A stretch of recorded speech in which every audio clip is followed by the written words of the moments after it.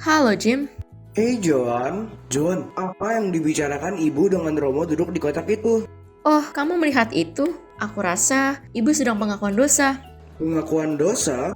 Apa maksudnya? Maksudnya dia membicarakan dosa-dosanya ke Romo. Hah? Ibu kita melakukan dosa? Semua orang berdosa, Jim. Pikirkan saja. Kamu tadi perhatikan misanya tidak? Bagaimana kamu bisa tahu? Hahaha. Aku lihat kamu tersenyum ke Lucy. Iya kan? Artinya kamu juga tidak memperhatikan. Oh, kamu benar, Jim. Jadi lihat, kita berdua berdosa hari ini. Semua orang berdosa. Aku rasa itu sifat manusia. Kalau begitu, kenapa beritahu Romo? Bagaimana kalau kita tanya Paman Francis? Ide bagus. Dia pasti menunggu kita di rumah. Jadi kalian mau tahu kenapa dia mengaku dosa ke Romo? Iya, Paman.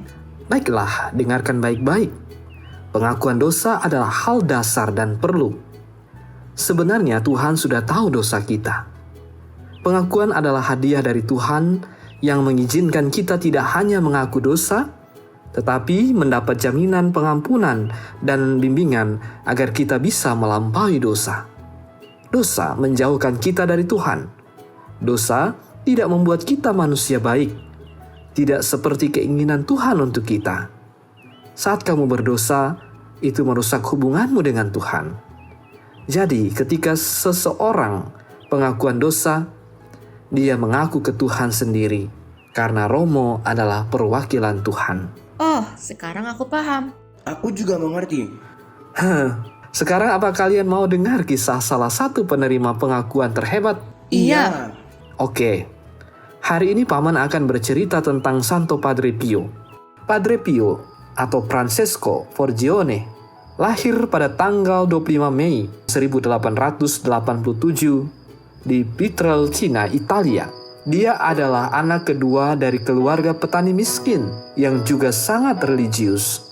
Francesco adalah anak yang religius, dan saat dia berumur 5 tahun, dia mulai mendapat penglihatan dari Tuhan, penglihatan yang diterima bisa suci dan jahat. Terkadang saat dia melihat penglihatan yang jahat, dia terbangun dari tidur dan menangis. Mama, Mama, Mama. Apa yang terjadi, Francisco? Aku dapat mimpi. Aku takut, Mama. Oh, anakku. Apakah kamu mendapat penglihatan lagi? Iya, bolehkah aku tidur bersamamu? Aku takut tidur sendiri. Kumohon. Jangan khawatir, kamu bisa tidur bersamaku malam ini, oke? Ayo berhenti menangis dan berdoa pada Allah. Pada saat inilah dia memilih untuk mendedikasikan hidupnya pada Tuhan. Meski dia dari keluarganya sangat religius, mereka juga sangat miskin. Dan Francesco harus bekerja menggiring domba-domba milik keluarganya. 1, 2, 3, 4, 8, 9. Hah? Pasti anak domba. Dia pergi ke bebatuan lagi.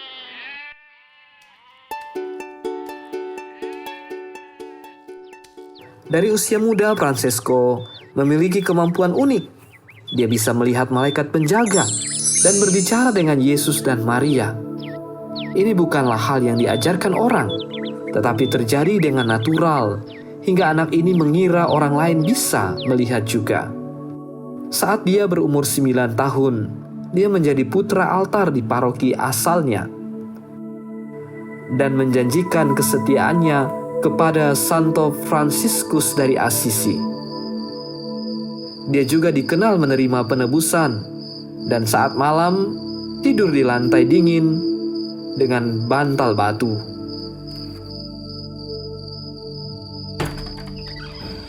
Francisco, apa yang kamu lakukan? Bangun. Mama, apa yang kau lakukan di sini? Lihatlah dirimu, kamu menggigil kedinginan. Tidurlah di ranjang.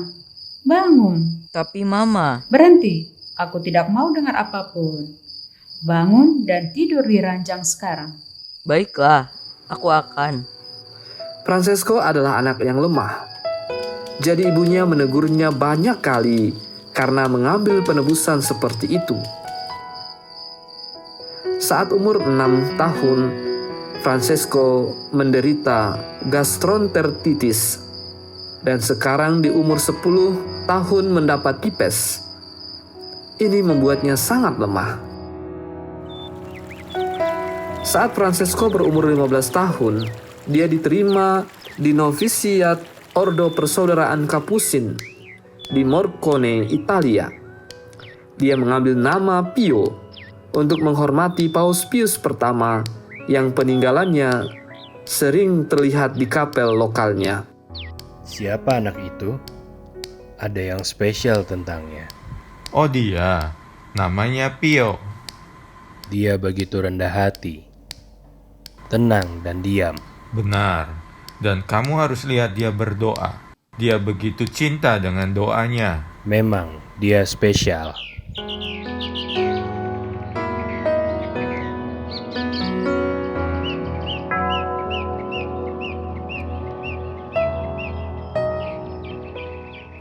Tanggal 10 Agustus tahun 1910, di umurnya yang ke-23, Padre Pio ditabiskan menjadi Romo.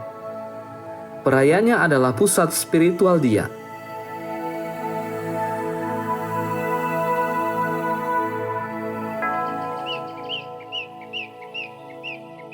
Saat kurban suci, ia memasuki periode diam lama.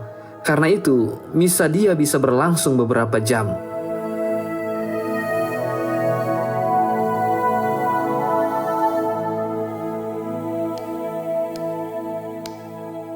Romo, Hah? Ya?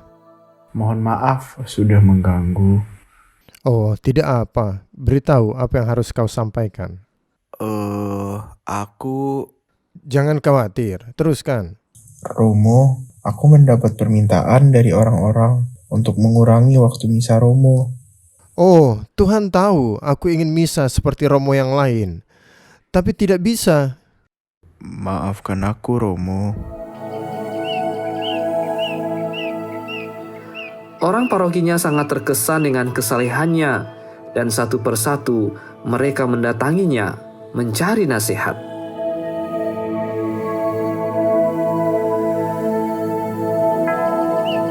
Tahun berganti tahun, ribuan peziarah mulai datang dari segala penjuru dunia. Saat dia berumur 30 tahun, dia sudah mencapai puncak hidup spiritual yang disebut jalan kesatuan dari pengubahan persatuan dengan Tuhan.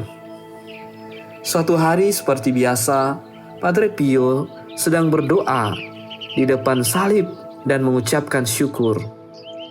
Dan saat itulah tanda stigmata luka Tuhan muncul di tubuh Padre. Stigmatanya merupakan luka dalam di pusat tangan dan kakinya, dan di samping badannya, tangan dan kakinya tertusuk sepenuhnya. Dan setelah insiden inilah, dia mulai memakai sarung tangan dan stocking. Bertahun kemudian ribuan orang melihat luka Padre saat tangannya terekspos di tengah misa. Dia berumur 31 tahun dan dia menjadi Romo berstigma pertama di sejarah gereja. Di antara misa dan pengakuan dosa, hari kerjanya berlangsung lebih dari 19 jam per hari.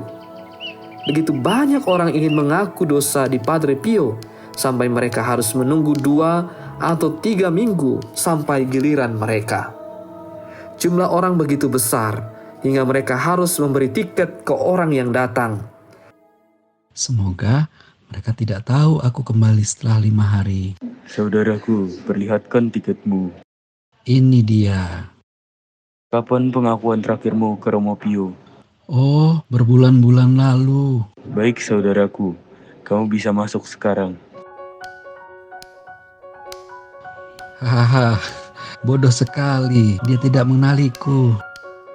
Begitu dia masuk ke ruang pengakuan, Padre Pio mengenalinya. Hah, kamu? Apa yang kamu lakukan di sini? Aku kemari untuk mengaku dosa. Tapi aku melihatmu Jumat lalu. Baru 5 hari sejak ku dengar pengakuanmu. Tidakkah kamu tahu ada aturan pengakuan sekali tiap 8 hari? Tapi Pergi dan jangan kembali selama 8 hari. Jangan diam di sini. Biarkan orang berikutnya datang. oh Tuhan, maafkan aku. Aku banyak berbohong dan aku kira bisa menipu Romo Pio juga. Maafkan aku.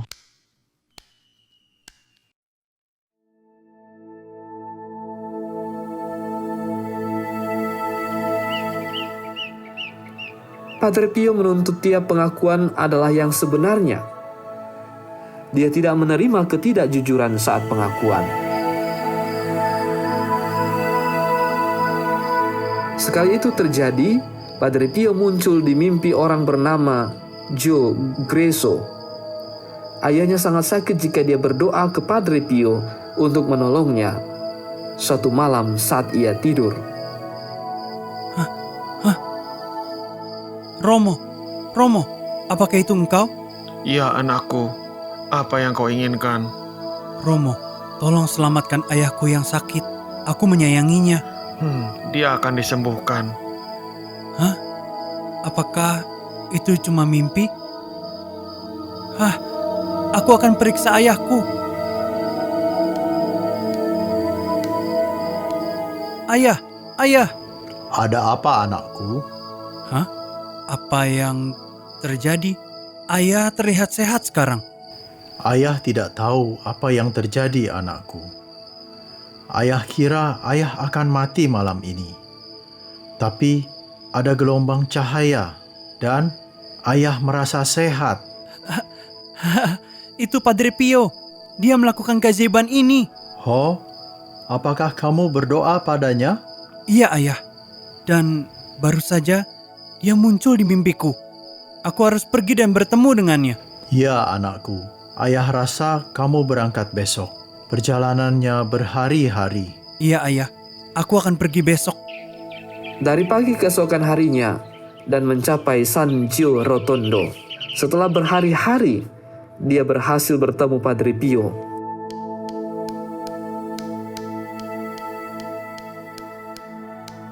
Dan saat Joe masuk, Padre Pio mengenalinya. Joe terkejut. Aku rasa ayahmu sudah sehat. Tapi?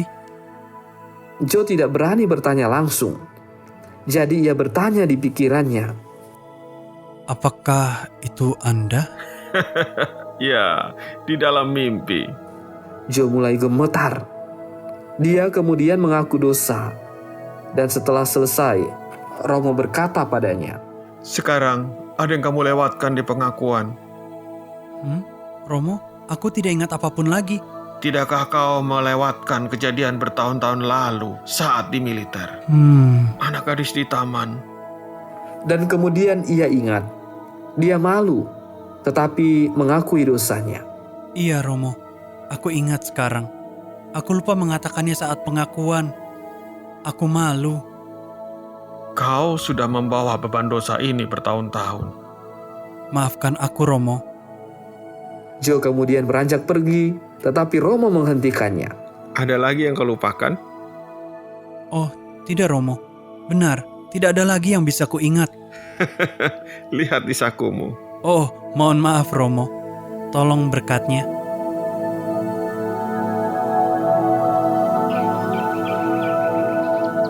Sekali terjadi seorang primasong yang menentang Tuhan dan gereja Katolik dengan pahit memutuskan untuk mengejek Padre Pio.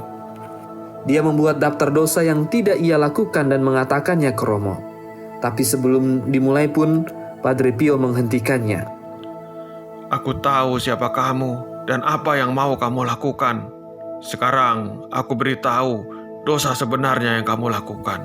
Romo menjelaskan dosa-dosa pria itu, termasuk waktu dan tempat mereka dilakukan. Pria itu malu dengan dirinya sendiri dan beberapa hari kemudian bertobat dari hidupnya dan menjadi Katolik. Padre Pio sangat jarang meninggalkan biara.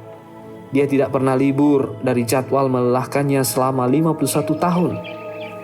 Dia tinggal di biara dengan semangat Fransiskan dalam kemiskinan dan dengan melepaskan diri dan dari harta.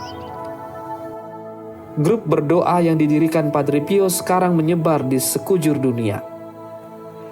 Dia memberi semangat baru di rumah sakit dengan membangun The Home for the Relief of Suffering.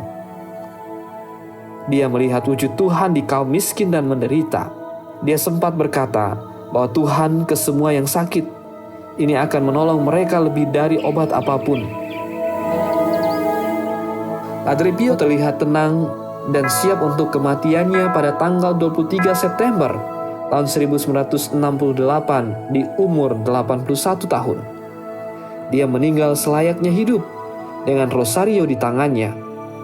Kata-kata terakhirnya adalah Jesu Maria, Yesus Maria, yang dia ulangi sampai nafas terakhirnya. Padre Pio sering mendeklarasikan, "Aku akan melakukan lebih setelah kematianku. Misi sebenarnya akan dimulai setelah kematian." Wow, devosi yang hebat. Dia sekarang istirahat di mana, Paman? Dia dikubur di tempat yang sama dia hidup, San Giovanni Rotondo.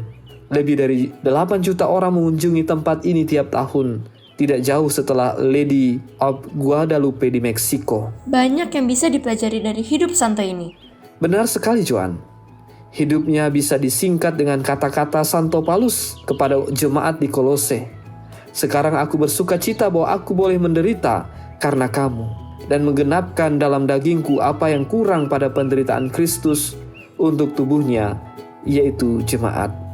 Santo Pio dari Pietrelcina, doakanlah kami.